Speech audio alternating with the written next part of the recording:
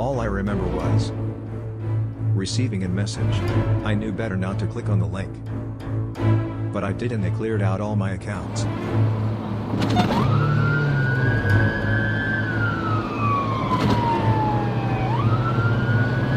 Control, X-ray Charlie 1-1, take note, I'm chasing an empty. Hi, I am Jason Gabriel. Welcome to Online Scam Hunters. We at Akira Technology Group go out of our way searching for scams and tracing down scammers using some of our highly sophisticated systems. In a world where 90% of people live online, we still have many people that are not tech smart or educated about technology. Join us as we jump into some of the biggest scams online today. Please note that the names of the characters have been changed to protect the identity of those who have fallen victim as well as our covert operations team.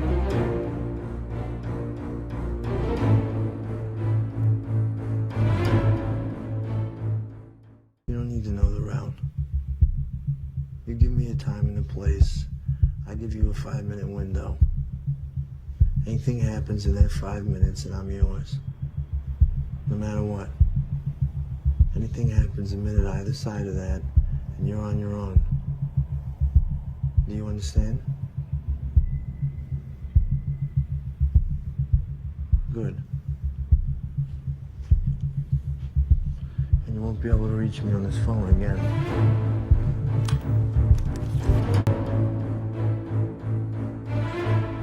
Trevor stated to us that he had over 2,000 mobile contacts saved on his mobile phone.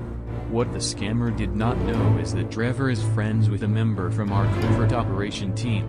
While Trevor's number was cloned onto a different SIM, the scammer now potentially had access to over 2,000 additional users that he may scam out of money. For the purpose of this story, we will name our scammer Marvy. Marvy the scammer had requested funds in the form of automatic cash sends from most of Trevor's contacts. When our covert agent had asked him what happened, Marvy, who still at this point was pretending to be Trevor, advised that he was mugged at the local gas station and needed to get home. At first glance everything seemed pretty much genuine, yet our covert agent remembered the character of Trevor and was inclined to question the user, Marvy, about what happened. Off the bat, our covert operation agent asked the scammer about Trevor's son providing a fake name. Marvy was clearly not prepared and had just said yes, the child was with him. During the conversation with our covert agent, Marvy forgot that he had said he was in his car at a gas station when this happened. He did not know his account number and does not have the app on his phone.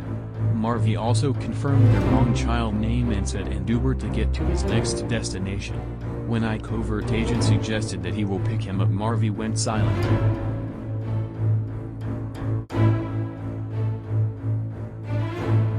Three ways your SIM card can be hacked, and how to protect it. Your SIM card is a security risk.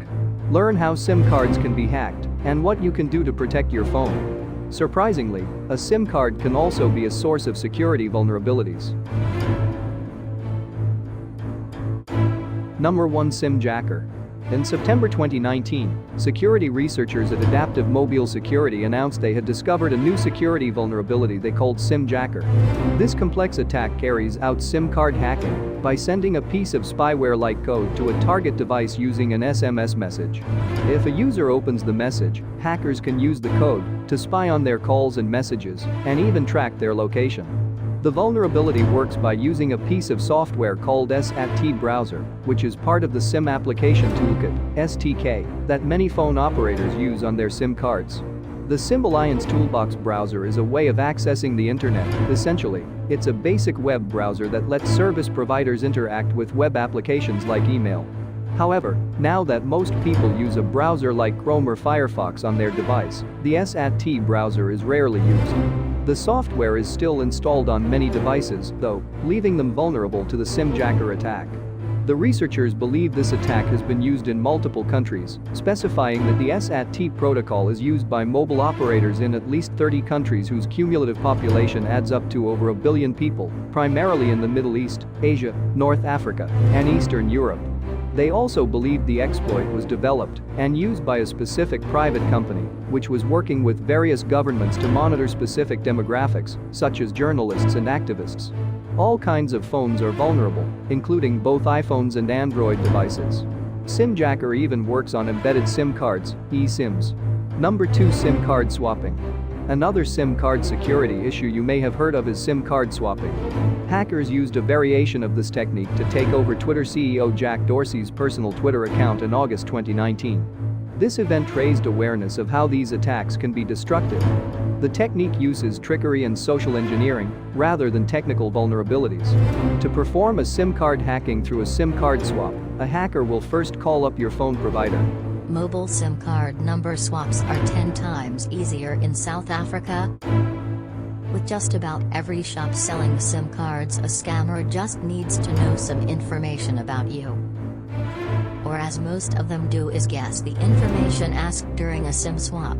Some of the questions asked are: whether the SIM was registered under your name, the last amount recharged on the line, the date of the last recharge, frequently dialed numbers, numbers dialed in the last 24 hours, the customer's tariff plan, both voice and data.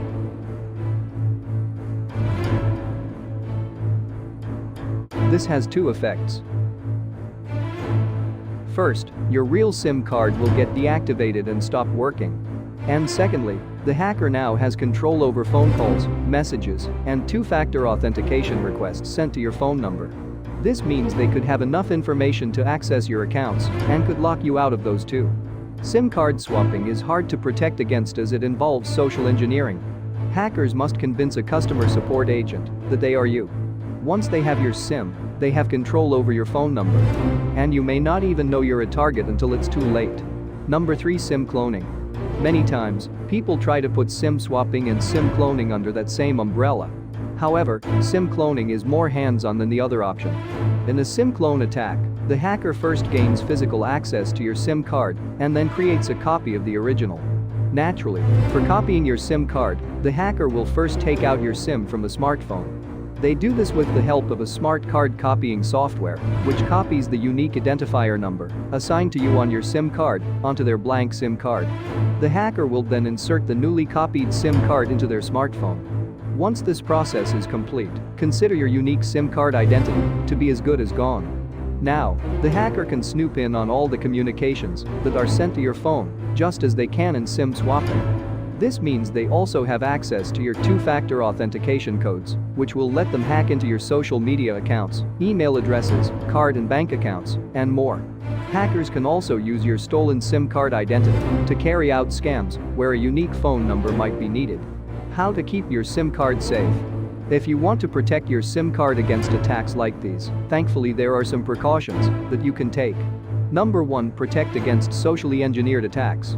To protect against SIM card swaps, make it hard for hackers to find information about you.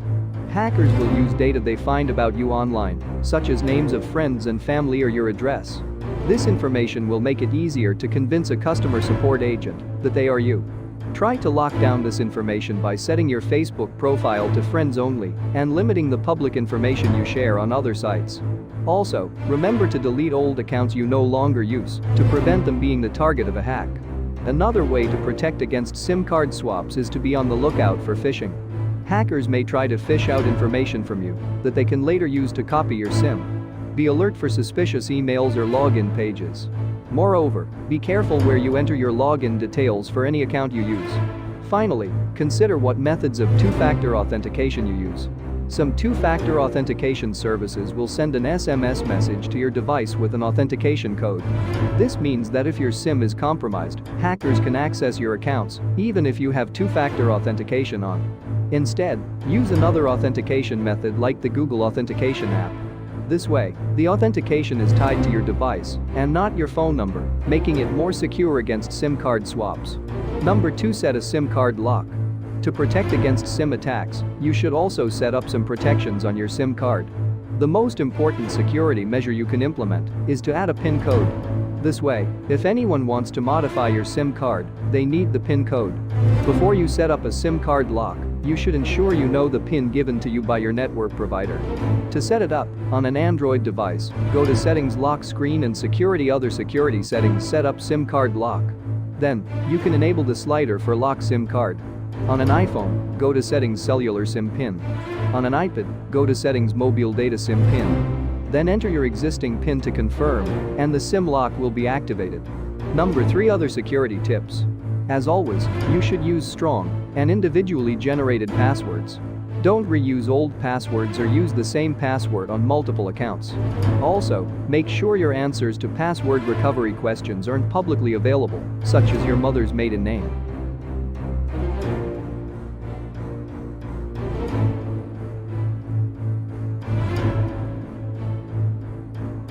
You don't need to know the route. You give me a time and a place. I give you a 5-minute window. Anything happens in that 5 minutes and I'm yours. No matter what. Anything happens a minute either side of that and you're on your own.